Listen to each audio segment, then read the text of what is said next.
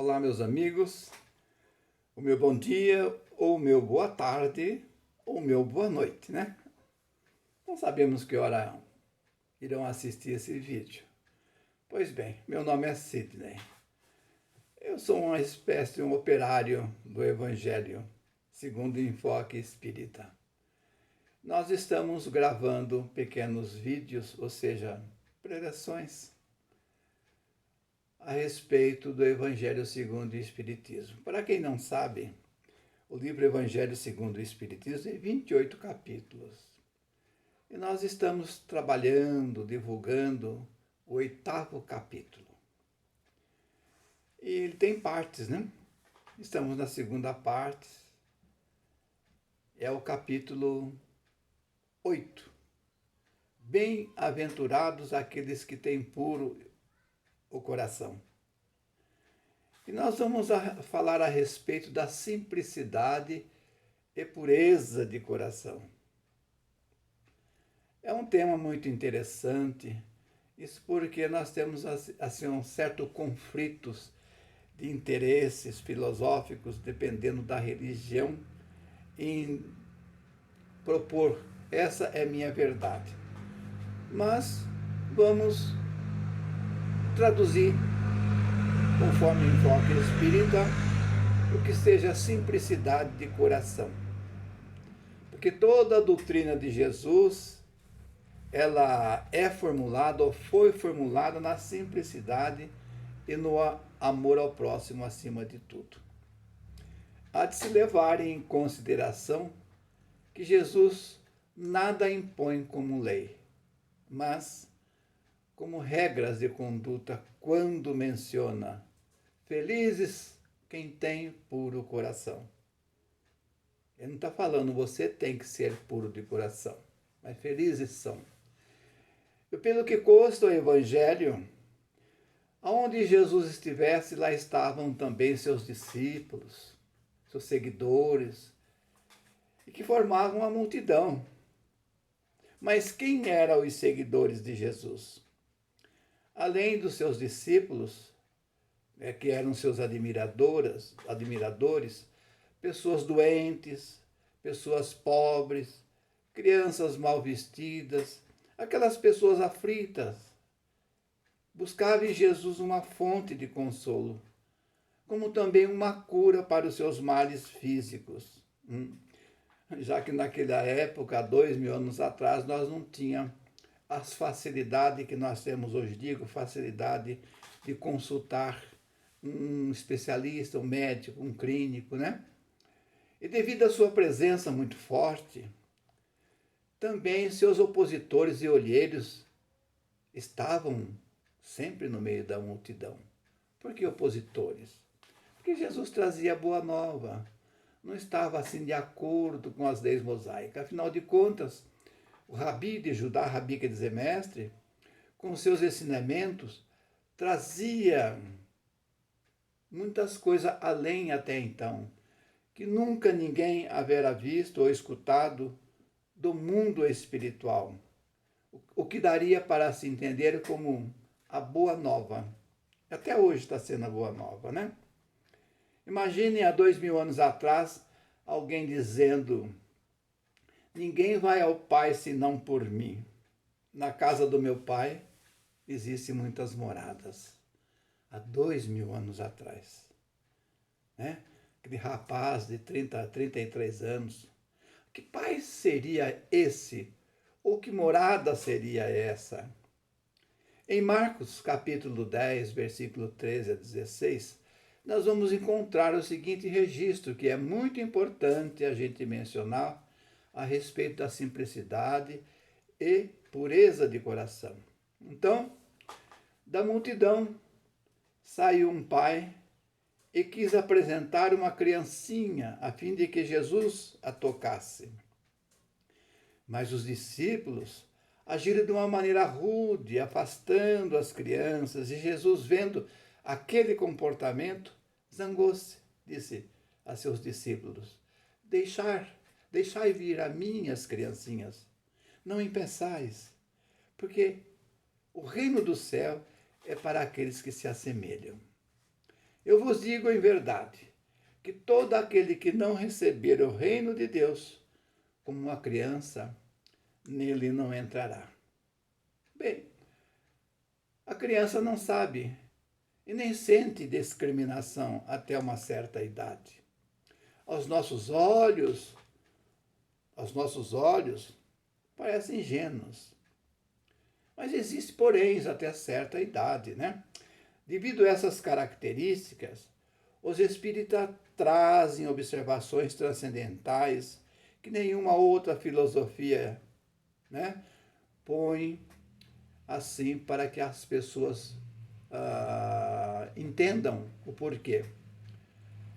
A nossa origem é de uma refinada sabedoria da criação de Deus, né? Tudo tem um significado de ser, tem uma razão de ser ou estar conforme as leis que são divinas. O esquecimento do passado, o começar de novo, facilita em todas as passagens, a cada uma reencarnação que nós estamos, uma reforma interior. E assim, não ficamos estagnados, começamos a desenvolver o nosso intelecto, como disse o filósofo francês René Descartes. Penso, logo existo. Mas esse existir tem uma carga que vem de encarnações remotas. Existo para quê?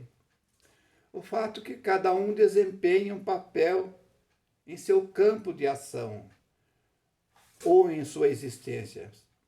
Existimos para progredir a intelectualidade, o lado moral principalmente. E aqui estamos, um planeta chamado Terra, uma escola entre as outras, criadoras de vida no oceano da vida universal. E cada ser nesse ambiente que estamos tem uma personalidade, um instinto, um livre-arbítrio, uma somatória muito grande de acontecimentos do passado em seu subconsciente espiritual. Aparentemente, nós não somos o que aparenta ser. Não. E um valor inestimável a ser preservada na sua atual resistência é a vida. A vida. E Deus nos dá a liberdade de escolha para explorá-la. Assim, vamos requalificando os nossos sentimentos. Sentimentos uns bons, que vão aumentando cada vez melhor, outros nem tantos, e outros para começar a ser subentendido. Mas o que prevalece é o egoísmo. Enquanto nós não melhorarmos essa condição, irá estar presente em nossas vidas alguns conflitos, ou muitos conflitos. E o egoísmo, ela pode se apresentar em forma de vício, mas é necessário que assim seja, para que nós possamos distinguir o mal do bem. O que significa a palavra egoísmo? É dado a quem tem o vício de pensar só em si próprio, desprezando o coletivo, a vida do outro, o qual todos têm a mesma necessidade de sobrevivência, todos nós. Falamos vício, e nenhum vício é bom, porque além de incomodar a si próprio, incomoda também os outros. Já pensou uma pessoa que só pensa em si próprio? Só pensa em si, não pensa em mais ninguém. Só pensa que o mundo foi feito para ele. É uma pessoa conflituosa. Olha, alimentar-se, trabalhar, morar, dormir, aprender, ter segurança, ter lazer, ter liberdade de expressão, temos que repensar esses itens. É a necessidade de todos.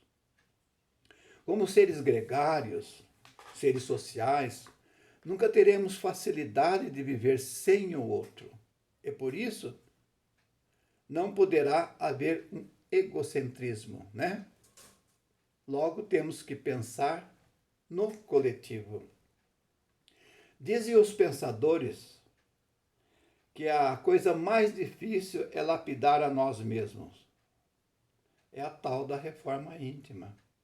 Como dizem os observadores, é mais fácil a gente perceber os defeitos dos outros do que os nossos. E nós estamos aqui a trabalho, na busca, né? Na busca da perfeição. E para aprender a nos libertar das imperfeições, dos vícios de muitas existências passadas, temos o presente.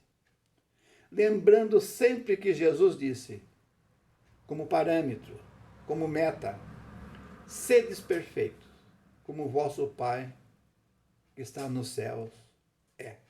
Pois bem, ele aqui, Jesus, compareceu como guia para todos que buscam a perfeição. Foi o Espírito mais perfeito que passou por aqui. Lembramos que a comparação que Jesus fez com as virtudes de uma criança, vamos lembrar isso, é a semelhança, né? Sendo assim, observando o espírito de uma criança pode ser muito velho, né? Trazendo ao renascer para o presente da vida corporal as imperfeições das quais ainda não tenha despojado existências passadas. Na realidade, nós estamos aqui e somos seres de busca, sempre buscando, né? No entanto, uma criança em tenra idade, ela pode manifestar exceções, mas não manifesta as tendências perversas e nos oferece a imagem da inocência, da simplicidade. Mas Jesus diz, de maneira absoluta, que o reino dos céus é para aqueles que se assemelham, como já disse. O espírito de uma criança vem de uma longa caminhada e só vai manifestando suas verdadeiras características entrando na fase adulta. No intervalo até os 7, 8 anos, a criança tem necessidade de cuidados delicados, né? Muito amor, muita ternura, né? Cujo amor materno pode lhe dar ou acrescentar qualidades nobres. O amor pode amortecer multidões de pecados, como dizem os bem-entendidos, né? Basta dizer que para uma mãe, o seu filho sempre será um anjo. Sempre, sempre, seja o que for.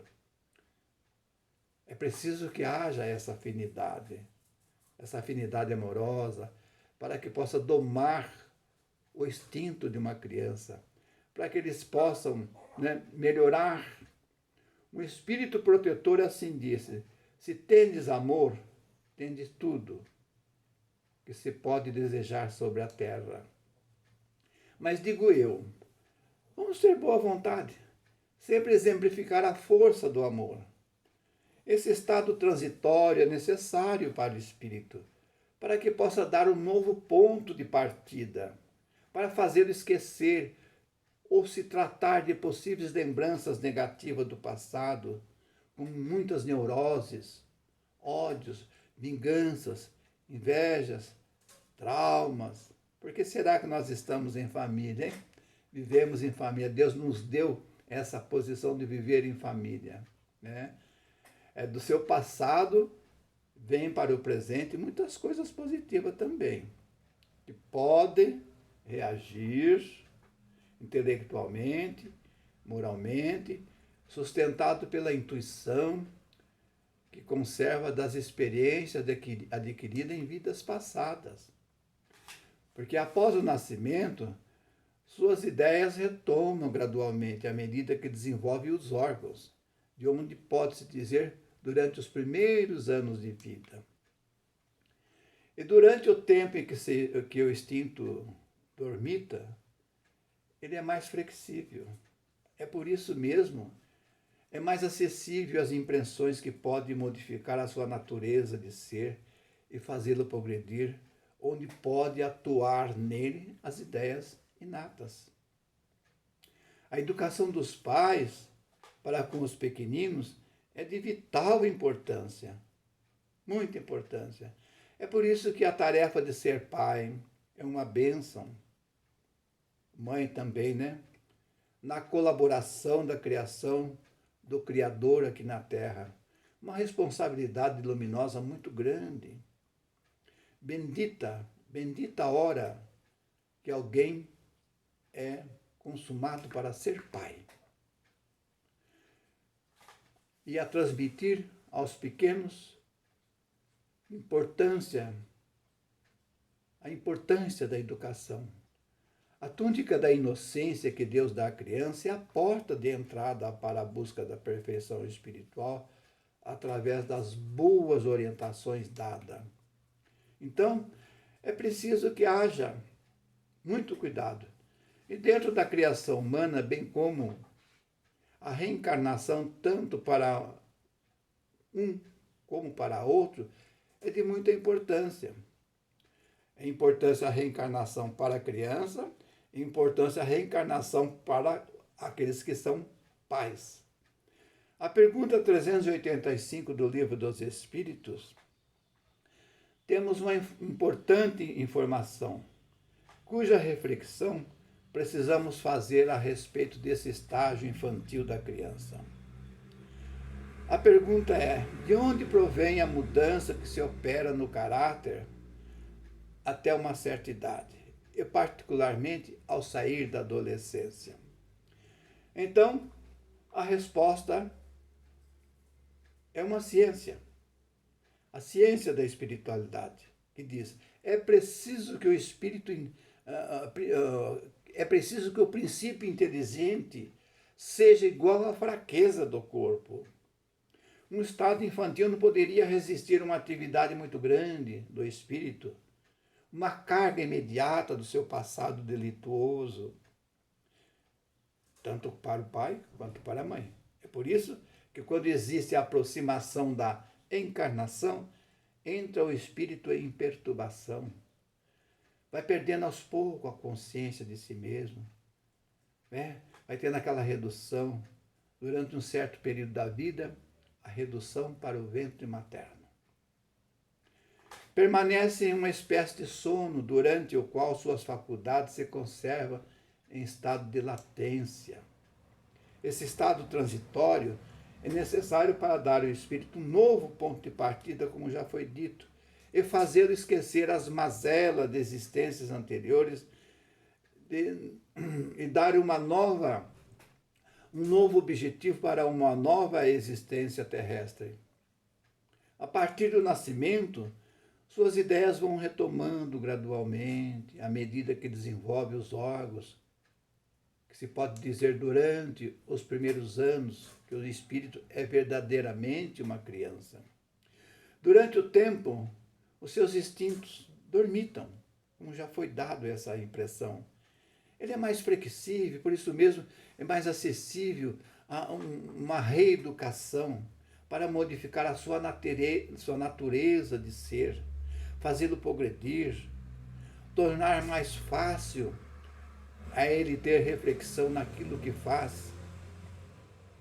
Mas seu passado, entretanto, reage sobre ele. Ao renascer para a vida maior, mais forte moralmente, intelectualmente, sustentado pela reforma de seus pendores. Podemos assim chamar as suas lembranças e tendências passadas de ideias inatas. Nós temos uma carga de lembranças, que o enfoque espírita diz que é ideias inatas. Nesse ponto, tem uma informação de um espírito que hoje, estando no plano espiritual, se narrou em uma de sua reencarnação. Conta ele: um dia eu estava em uma companhia de alguns amigos no plano espiritual. Era um lugar muito bom. Ao meu lado havia meus amigos de jornada, todos alegres, trocando ideias. Aquela troca de conversa, né? Era um ponto de encontro. Era um jardim. Ali era uma brisa aconchegante. Todos ali eram amigos de longa data. Na verdade, era uma parentalha. Claro que cada qual com suas virtudes, seus defeitos. E um desses encontros, certa vez, eu vi uma equipe de amigos espirituais, todos de vestes brancas, que a mim se dirigiu com a seguinte proposta: amigo José, precisamos conversar. Somos de uma equipe do departamento de reencarnação. Estamos aqui a mando do plano maior. Somos responsáveis a comunicar-lhe que você está sendo convidado a se reencarnar. Aí eu fiquei um tanto desconcertado. Me passou um filme pela cabeça. Pois ali eu estava, entre os meus amigos, e eu teria que deixá-los. Do outro lado, era a minha família também, os irmãos, primos e outros tantos. Mas os amigos espirituais, observando minha reação, assim disse-me, né? José, sabemos do seu conforto aqui, mas temos ordens.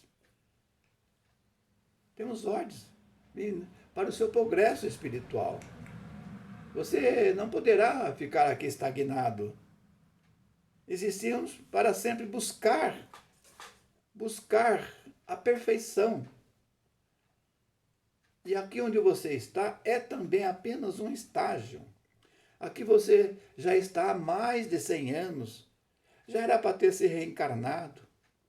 É preciso um novo voltar para a escola do plano Terra. Tens um trabalho muito grande pela frente a enfrentar. O trabalho principal é conhecer a si mesmo. E o nosso irmão maior está lhe dando essa oportunidade. Aí eu perguntei, quem é esse irmão maior? Nosso guia planetário, Jesus. Mas seus parentes e amigos ficarão sabendo. Temos uma equipe especializada que dará todo o apoio da sua ausência. E do outro lado, você mesmo poderá se anteceder. Após esse encontro, tudo foi se modificando à minha volta e na minha vida. Fui me apagando, me ausentando, e o que aconteceu? Quando menos esperei, eis que eu estava nos braços de minha mãe em um seio familiar no plano terrestre. Fui crescendo, e na minha adolescência fui notando que os meus pais eram muito rígidos. Eu não estava muito afim daqueles pais. E por volta dos meus 12 anos, resolvi fugir dos meus pais. 12 anos. Andei muito e fui parar em Santa Catarina, onde uma família teve a complacência de mim ao me ver perambulando pelas ruas e me adotou. Essa família, meu pai adotivo era marceneiro, o qual eu aprendi essa profissão. Já um tanto experiente da vida, com tanta história para contar, fui crescendo e me casei, onde tive um bom apoio familiar. Uma companheira amável, 2 filhos, sendo um do sexo masculino e um do sexo feminino. Por volta dos meus 45 anos, desencarnei. Mas desencarnei com o peso na consciência, sempre pensando em meus pais, que eu havia abandonado em Curitiba. Levei isso para a espiritualidade. Quando desencarnei, fui bem recepcionado no plano espiritual. Tive uma boa assistência, sempre me vendo assim em um lugar desconhecido. Adquiri novos amigos, os quais eram boas amizades, mas já não eram os mesmos do passado. Acredito que já tendo passado assim uns 10 anos e ter comentado entre os meus amigos que gostaria de visitar meus verdadeiros pais em Curitiba, houve uma iniciativa do plano espiritual para concretizar o meu pensamento. Até que um dia chegaram a mim alguns amigos espirituais me convidando para irmos visitar os meus pais verdadeiros. Fiquei muito feliz. E nesse plano que eu estava, eu não via possibilidade nenhuma de saber que rumo eu poderia tomar. Era uma atmosfera espiritual aconchegante. Mas se eu saísse dali, não saberia que rumo tomar para fazer isso espontaneamente. Bem, o que aconteceu? Em um momento marcado, saímos numa pequena caravana com a intenção de ir visitar os meus pais verdadeiros. E lá chegando, estranhei. E disse aos meus amigos espirituais, mas aqui não é minha casa de origem. Não é a casa dos meus pais. Aqui é a minha ex-casa. Observamos todos os cômodos. E ao chegar no quarto, lá estava dormindo meus 2 filhos, quase adultos, quase. Os amigos espirituais assim me esclareceu. A casa dos seus pais, eles já não moram mais lá. Os 2 faleceram faz algum tempo, alguns anos, e estão reencarnados nos seus 2 filhos. Nesse quarto está sua mãe na figura de sua filha e seu pai na figura de seu filho. Pois bem, minha gente, olha que passagem.